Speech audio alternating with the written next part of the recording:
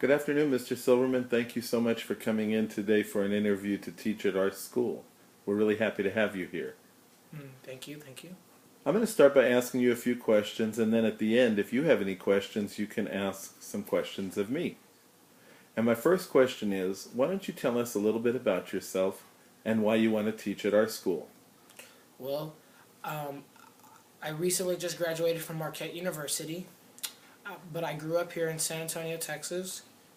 Both of my parents being educators, it has spread on to me, and I also want to be an educator just like them. And I feel like that this school is a real good opportunity since their teamwork and their reviews are so good that they're a strong school that I feel like I could help them out.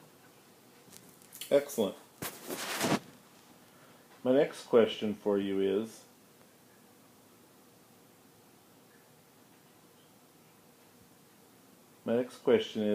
what is the subject that you feel most comfortable teaching, and which subject do you feel least comfortable?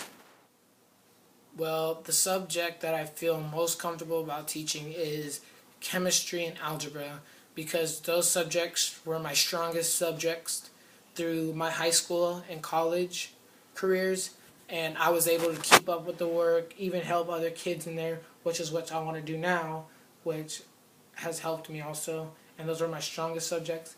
But my least strongest subject would have to be English.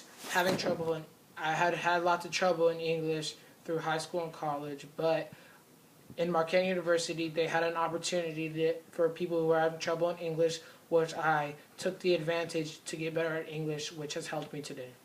So what were some of the things you did in that class? We would write more, we would read more, we would work on actual English stuff that it was, and also it was more one-on-one with the teacher, which I didn't have as much when I was in high school. Very good. Speaking of teachers, when you think of yourself as a student, who is your favorite teacher and why? Well, my favorite teacher was Mr. DeLeon at Medina Valley Middle School in 7th grade. He was my favorite because he was very straightforward, but he was also funny and was able to teach you, and he got everything done in the classroom that he needs to get done, which has spread onto me and which I feel like I would be like in a classroom. So you want to be a teacher like Mr. DeLeon. Yes, sir. How would you make sure that parents of your students were informed about what was happening in your classroom?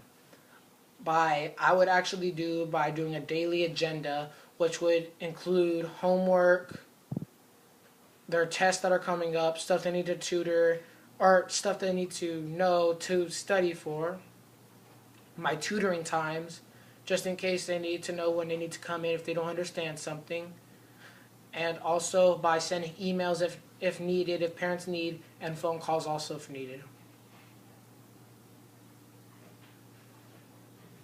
If you had students in your class that were not getting work done, how would you handle a student who is not turning in work? Well, I would talk to the student after class, asking them what's the problem, why they're not getting the work done. Do you need to be moved around the classroom to get more concentration so that you can pay attention so you don't have this problem, maybe not understanding what's happening, and asking them, is it a personal problem or do you just don't understand it and need to come to tutoring, which is in your agenda. So if it was a personal problem, what would you do to try to help them? I would talk to them by talking to them, like trying to understand the problem, giving them extra time if needed for the personal problem. Maybe send them to the counselors when they're having a bad day so that they don't get caught behind in the classroom. And what do you imagine that you would be able to do during your tutoring time? I would be able to teach the student, give them one-on-one action so that they would be able to, maybe they're having trouble learning in the whole class environment, but I'll give them one-on-one and hands down teach them what is wrong. If you had a student who was misbehaving in your classroom, who was being disruptive, what would you do about a student that was being disruptive? I would give them warnings. I would give them warnings and office referrals because I do not need that childish stuff in my classroom. But by the warnings, I'll give them probably 1 or 2 warnings before an office referral and maybe email to parents if necessary. But I don't feel it's necessary to bring parents into this when I could solve the conflict at school. What special talent do you have that you think would make you valuable to our school? Well, I'm a very good team player, and I like to work with others, which I think is a major thing that you need to become a teacher, which I have the skills to do.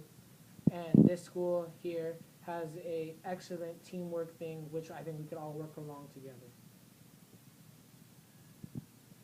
All right. Those are all the questions that I have for you. Now, I was wondering if you had any questions that you would like to ask of me. Yes, in Marquette University, as becoming a teacher, I've also took coaching, which I would really want to do part of your school. Is that something that would be able to as a teacher and a coach? I think you would be able to be both a teacher and a coach here at our school. We're always looking for coaches who are willing to work hard to improve our students' abilities in their sports. And what we would try to do is to find the best fit for the sports that you felt most comfortable with and what the needs of our school and our students are. What sport did you think you might want to coach? I wouldn't mind coaching football and basketball because I feel like those are the 2 strongest sports that I actually know about, which I'd be able to take to the football field, into the basketball court, and teach. Coach. Very good. Did you have any other questions of me? Nope, that'll be it. Well, thank you so much for coming in today. Thank I you. really enjoyed meeting you, and we'll be in touch.